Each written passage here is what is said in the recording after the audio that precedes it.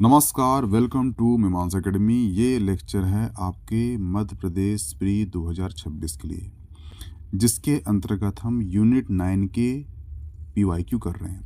और ये जो पीवाईक्यू हैं ये लिए गए हैं 2012 से लेकर 2025 तक। जितने क्वेश्चन आपके मध्य प्रदेश पीएससी में जितनी भी एग्ज़ाम हुई है उसमें आ चुके हैं, वो सारे क्वेश्चन को यहाँ पे लिया गया है। तो प्लीज़ पूरा लेक्चर वॉच करना।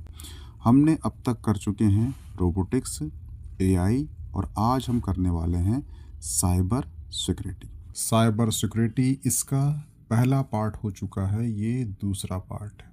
ठीक है,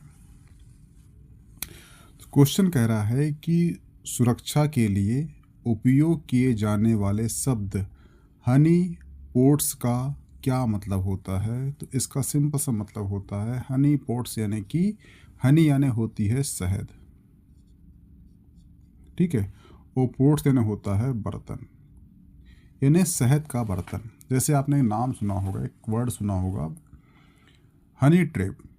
हनी ट्रैप यानी कि शहद का जाल बिछाया जाता है, ठीक है, जिसमें देश के आईएएस हो, नेता हो या बड़े बड़े व्यापारी हो फंसते हैं, उसको बोलते हैं हनी ट्रैप। जैसे कि अभी ये एमपी में हनी ट्रैप हो चुका है एक, ठीक है, श्वेता वाला, जैन वाला, आप सुने होंगे किस्सा। उसी प्रकार से कंप्यूटर में भी जो हैकर्स होते हैं उनको पकड़ने के लिए एक जाल बिछाया जाता है, और इस जाल को बोलते हैं हनी पोट्स यानी कि शहद का बर्तन। कि वो ऐसा जाल होता है कि जो हैकर्स हैं, जो सॉफ्टवेयर के जो मेलवेयर वायरस हैं, ये इसकी ओर आकर्षित हो और इनको पकड़ा जा सके। ऐसा डिजाइन किया जाता है सॉफ्टवेयर को, तो उसको बोलते हैं हनी ट्रैप। ठीक है, तो इसका आंसर क्या होगा? इसका आंसर होगा ऑप्शन सी। इसका उपयोग घुसपैठियों को पकड़ने के इरादे से घुसपैठिए को आकर्षित करने के लिए किया जाता है। हुआ क्लियर? ठीक है, ये होता है हनी पोट। ध्यान रखना। सूची 1 और सूची 2 को करना है मिलान, ठीक है। तो ध्यान रखना, जो वायरस है ये आम तौर पर नेट स्काई जैसे कंप्यूटर वायरस से संबंधित है। तो इसका आंसर क्या होगा वायरस का? नेट स्काई, ए का 4, ठीक है। वॉर्म एग्जाम्पल किसका है? तो वो है निम्डा का। जो रैमसरवेयर है ये एग्जाम्पल है वाना क्रे का। ऑप्शन सी का 2 हो जाएगा। और जो एंटीवायरस है ये क्या है? ये एक अवेस्टा। अवेस्टा एक एंटीवायरस, जैसे कि नॉर्टन होता है वैसी अवेस्टा भी एक एंटीवायरस है, ठीक है। तो आप इसे मिलान कर लेना।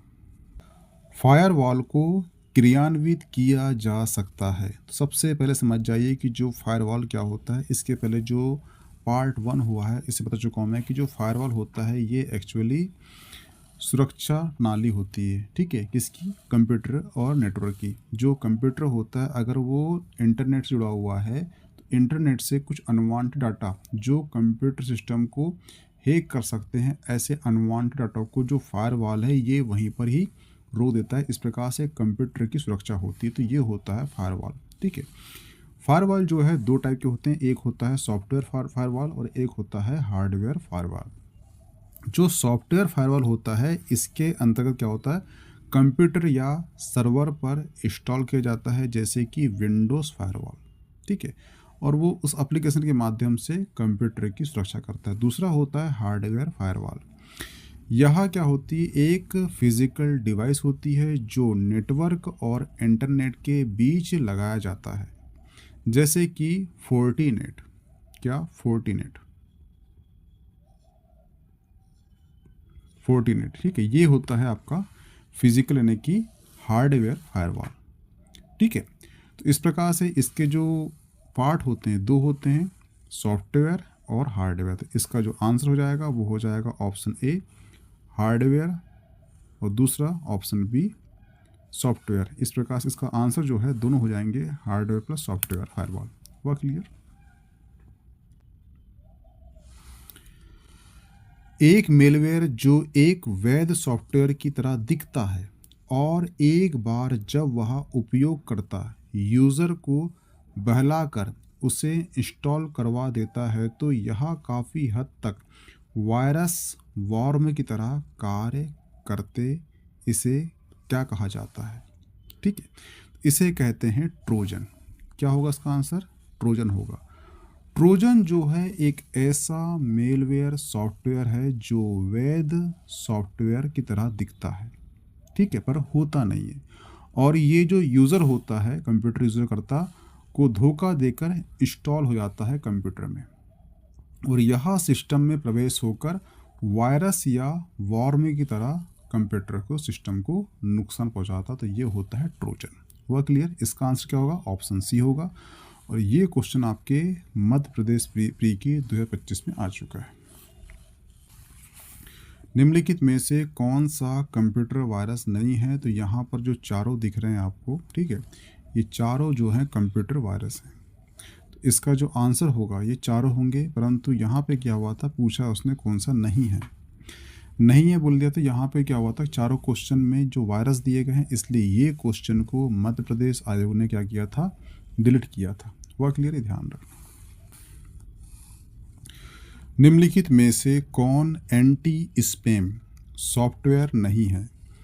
तो ध्यान रखना, जो ऑप्शन सी है, ऑप्शन सी है जिसमें MLCAPAM, ठीक है, ये जो है ये एंटी स्पैम सॉफ्टवेयर नहीं है। तो इसका आंसर होगा ऑप्शन सी। जो एंटी स्पैम सॉफ्टवेयर होते हैं ये ऐसी डिवाइस होती है जो ईमेल या अन्य जो मैसेज होते हैं उसके जो स्पैम सामग्री होती है उसको पहचानने, उसको फिल्टर करने के लिए डिजाइन किए गए हैं। ये सॉफ्टवेयर बायोसियन फिल्टरिंग नियम आधारित फिल्टरिंग या मशीन लर्निंग तकनीक पर प्रयोग करते हैं, ठीक है। बाकी आप देख लो, ऑप्शन ए ये भी एंटी स्पैम सॉफ्टवेयर है, ऑप्शन बी ये भी एंटी स्पैम सॉफ्टवेयर है, और ऑप्शन डी स्पैम सॉफ्टवेयर है। वह क्लियर? इसका आंसर क्या होगा? ऑप्शन सी हो जाएगा। ये ध्यान रखना। साइबर सिक्योरिटी मेंटेन करने हेतु इंफॉर्मेशन एश्योरेशन फंडामेंटल टूल्स का प्रयोग किया जाता है। तो कौन सा टूल्स है? वो है उपरोक्त में से सभी, ठीक है। इसके अंतर्गत जो है ऑथेंटिकेशन भी है, नॉन रेपुटेशन भी है, और ऑथराइजेशन भी है। जो ऑप्शन ए है ऑथेंटिकेशन, इसके अंतर्गत जो है जो यूज़र है वो कौन सी डिवाइस, कौन सा सिस्टम है, इसके बारे में वो पुष्टि करता है, ठीक है। जो ऑथराइजेशन है ये निर्धारित करता है कि एक अधिकृत उपयोगकर्ता ने यूज़र जो है किन संसाधनों या डेटा तक पहुंचने की उसे अनुमति है। एग्जाम्पल, जैसे कि एग्जाम्पल मान लीजिए कि एक एडमिशन यूज़र को पूरे सिस्टम का एक्सेस मिल सकता है लेकिन एक नॉर्मल यूज़र को नहीं मिल सकता। वह क्लियर? ऑप्शन सी कहता है नॉन रेपुटेशन, यानी इसका मतलब होता है कि भेजने वाला या प्राप्त करने वाला व्यक्ति बाद में या इनकार नहीं कर सकता कि उसने जानकारी भेजी है या प्राप्त की है, ठीक है, जैसे कि डिजिटल हस्ताक्षर, ठीक है।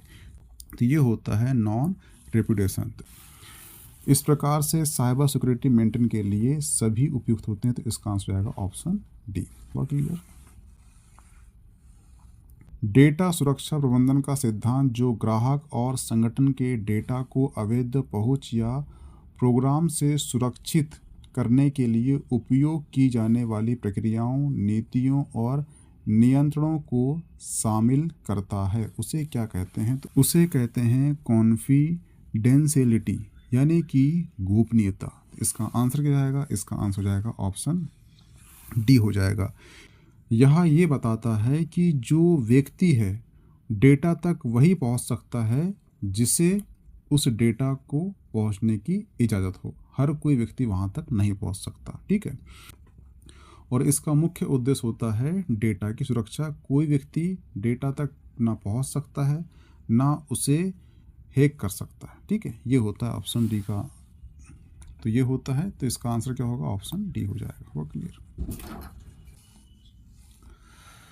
वर्चुअल कीबोर्ड से कंप्यूटर की सुरक्षा करते हैं। आपने देखा होगा कई बार कंप्यूटर की जो कीबोर्ड होता है नहीं होता, तो वहाँ पे एक ऑप्शन होता है वर्चुअल कीबोर्ड का, ठीक है। जैसा कीबोर्ड आपको दिखता है फिजिकल रूप से, वैसी वर्चुअल कीबोर्ड खुल जाता है कंप्यूटर में। अगर आप वहाँ से टाइप करते हो, ठीक है, तो वो सुरक्षा करता है ट्रोजन से, पासवर्ड चोरी से, स्पाईवेयर से। हुआ क्लियर? क्योंकि आपने देखा होगा कि जो की लॉगर होता है उसमें एक फिजिकल की लॉगर होता है, उसमें फिजिकल में भी माउस प्लस कीबोर्ड आते हैं। अगर कीबोर्ड में आप जो भी टर्न टाइप करोगे तो वो रिकॉर्ड हो जाती है, पर ये चीज़ क्या है, वर्चुअल कीबोर्ड में नहीं हो पाती कुछ हद तक। ठीक है, तो सुरक्षा देता है किससे? ट्रोजन प्रोग्राम से, पासवर्ड चोरी से और स्पाईवेयर से। हुआ क्लियर? ये ध्यान रखना। किसी भी संदेश की अखंडता को सत्यापित करने की तकनीक को कहते हैं, तो वो कहते हैं क्या? मैसेज डाइजेस्ट कहते हैं। ऑप्शन सी सही हो जाएगा। किसी भी मैसेज की यानी कि इंटीग्रिटी को सत्यापित करने के लिए आमतौर पर मैसेज डाइजेस्ट टेक्निकल का उपयोग करते हैं। हुआ क्लियर? इसका आंसर क्या होगा? ऑप्शन सी हो जाएगा। एनसीसी भारत सरकार की एक ई निगरानी एवं ऑपरेशनल साइबर सुरक्षा परियोजना है। एनसीसी का फुल फॉर्म क्या है? तो जो एन मतलब होता है नेशनल, सी मतलब होता है साइबर, फिर सी मतलब होता है क्राइम, फिर सी मतलब होता है कोऑर्डिनेशन सेंटर। इस प्रकार से इसका आंसर हो जाएगा ऑप्शन बी, राष्ट्रीय साइबर समन्वय केंद्र। ठीक है, तो इस प्रकार के क्वेश्चन जो आते हैं इसको आप पढ़ना किससे? जो इंग्लिश के जो क्वेश्चन आते हैं वहाँ से पढ़ना। हिंदी में आप हो जाओगे कन्फ्यूज। ठीक है, ये ध्यान रखना। और जो भारत सरकार द्वारा एनसीसी साइबर अपराध को, और जो एनसीसी है भारत सरकार द्वारा साइबर अपराध से निपटने और साइबर सुरक्षा को बढ़ावा देने के लिए स्थापित एक नोडल एजेंसी है। ध्यान रखना। हुआ क्लियर? डिजिटल हस्ताक्षर को वैधानिक स्वीकृति किस एक्ट के द्वारा दी गई है? तो ये दी गई है option B, information technology act. कब का है? तो ये है आपका 2000 का। ठीक है, 2000 का एक्ट है। हुआ क्लियर?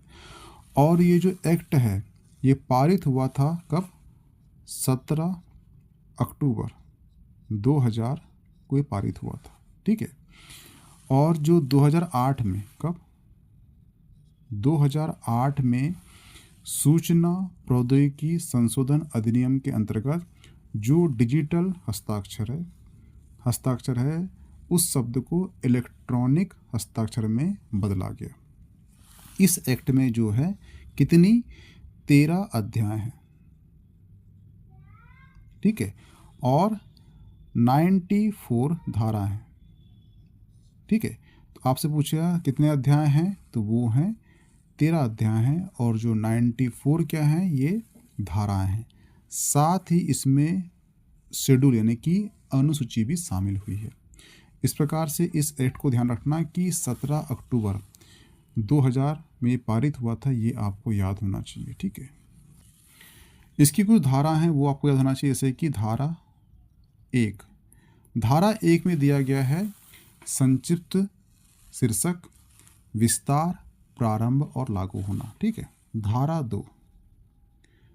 धारा 2 में दिया गया है परिभाषा। ठीक है, और धारा जो 5 है यहाँ पे दिया गया है डिजिटल सिग्नेचर की कानूनी मान्यता दी है धारा 5 में। ठीक है, और जो धारा 15 है इसमें दिया गया है सुरक्षित डिजिटल हस्ताक्षर। और धारा 21 में दिया गया है डिजिटल हस्ताक्षर प्रमाण पत्र जारी करने का लाइसेंस। ठीक है, इस प्रकार से ये जो है इतनी धारा आपको याद होना चाहिए। इस धारा को मैं टेलीग्राम का जो चैनल है वहाँ पे मैं पोस्ट कर दूंगा। ठीक है, जो मेन होगी उसमें टिक कर दूंगा, तो उन धारा को आपको याद होना चाहिए, क्योंकि ये क्वेश्चन यहाँ से उठ सकता है कि आपके सिलेबस में ही मेंशन है साइबर सिक्योरिटी, और 2000 का एक्ट जो है ये साइबर सिक्योरिटी को बढ़ावा देने के लिए बनाया गया है, इसलिए आपको धारा याद होना चाहिए। वह क्लियर? ध्यान रखना। आईटी अधिनियम 2000 की किस धारा के तहत प्रमाणकर्ता प्राधिकारी को डिजिटल हस्ताक्षर प्रमाण पत्र जारी करने का लाइसेंस दिया गया है? तो ये है धारा 24।